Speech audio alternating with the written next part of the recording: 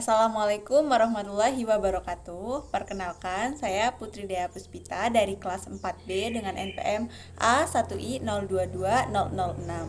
Kali ini saya akan membahas mengenai nilai sains bagi pengembangan kognitif, afektif, dan juga psikomotorik anak usia dini dalam mata kuliah pembelajaran sains anak usia dini yang diampu oleh Ibu Dwi Linasari MPD.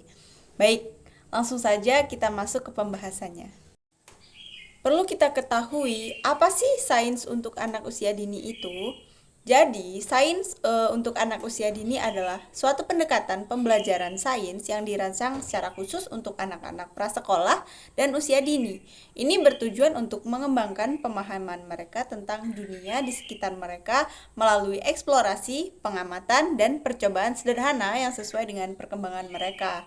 Nah, perkembangan sains anak usia dini ini menekankan pada pembelajaran yang berpusat pada anak, bermain, eksperimen, serta mempromosikan rasa ingin tahu, pengamatan, pemecahan masalah. Tujuan utamanya untuk membantu anak-anak membangun fondasi yang kuat untuk pemahaman ilmiah yang lebih kompleks di masa depan dan mempertahankan keinginan mereka untuk belajar dan juga bereksplorasi. Setelah mengetahui sains untuk anak usia dini, selanjutnya kita akan bahas mengenai nilai sains bagi pengembangan kognitif. Nah, perlu sama-sama kita ketahui nih bahwa perkembangan kognitif menurut Piaget itu menunjukkan bahwa kecerdasan akan berubah seiring dengan pertumbuhan anak. Perkembangan kognitif anak tak hanya tentang mendapatkan suatu pengetahuan, anak juga harus mengembangkan dan membangun mental mereka. Nah, Piaget ini membagi tahap perkembangan kognitif itu menjadi 4 tahapan.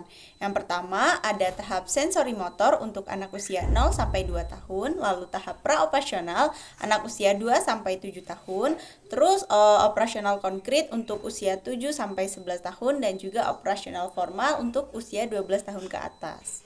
Dalam hal pembelajaran sains untuk anak usia dini, yang dimaksud itu pada tahap praoperasional dan juga operasional konkret.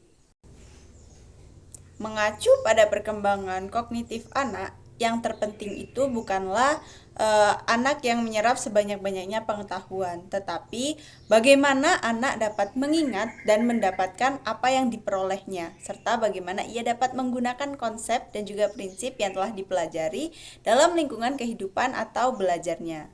Jadi, nilai yang sesungguhnya dari sifat pengembangan kognitif itu harus mengarah pada 2 dimensi, yaitu dimensi isi dan juga dimensi proses.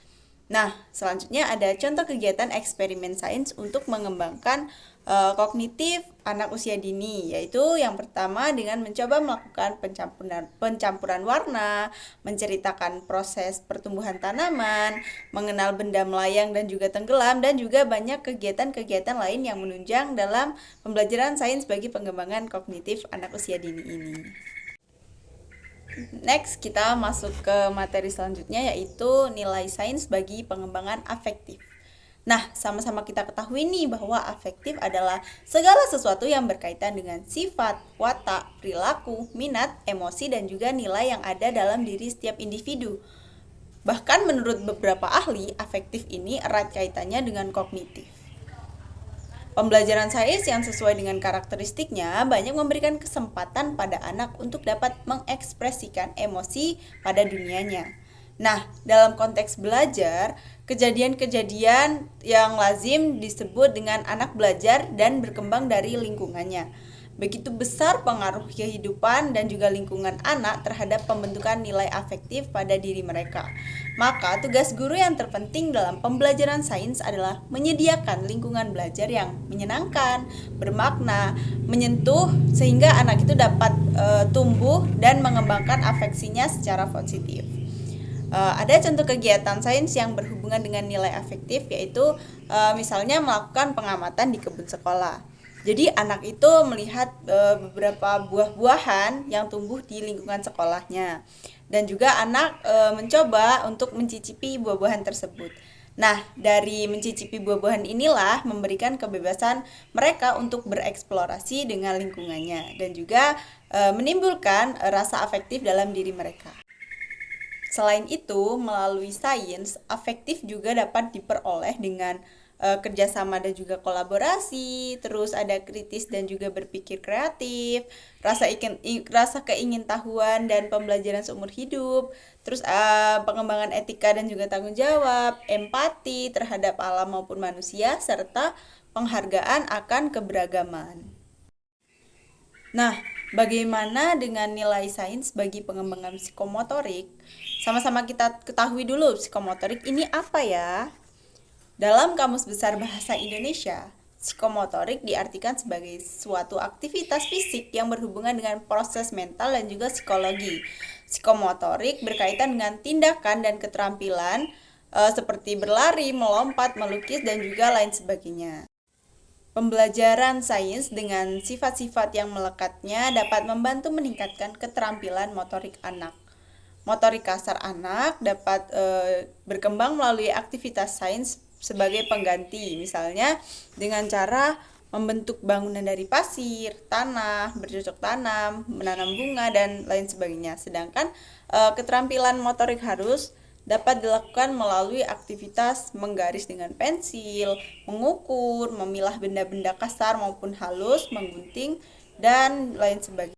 Selain itu juga kegiatannya dapat dilakukan seperti melakukan eksperimen sentuhan, eksplorasi alat laboratorium ini, kegiatan mencampur bahan, menggunakan alat observasi, kegiatan pencarian, terus juga pengamatan tanaman ataupun hewan, dan juga melakukan eksperimen gerak. Nah, jadi secara keseluruhan, sains memberikan kontribusi penting bagi pengembangan anak usia dini, baik melalui kognitif, afektif, maupun psikomotorik. Nah, melalui eksplorasi alam dan juga eksperimen sederhana, anak-anak itu dapat mengembangkan kemampuan berpikir kritis, minat, motivasi, serta keterampilan motorik-motorik. Dengan demikian, sains itu membantu anak usia dini untuk tumbuh dan berkembang secara holistik. Maka diperlukan dukungan orang tua ataupun guru untuk mengembangkan sains bagi perkembangan ini. Nah, mungkin hanya itu saja penyampaian yang dapat saya sampaikan. Saya ucapkan terima kasih. Assalamualaikum warahmatullahi wabarakatuh.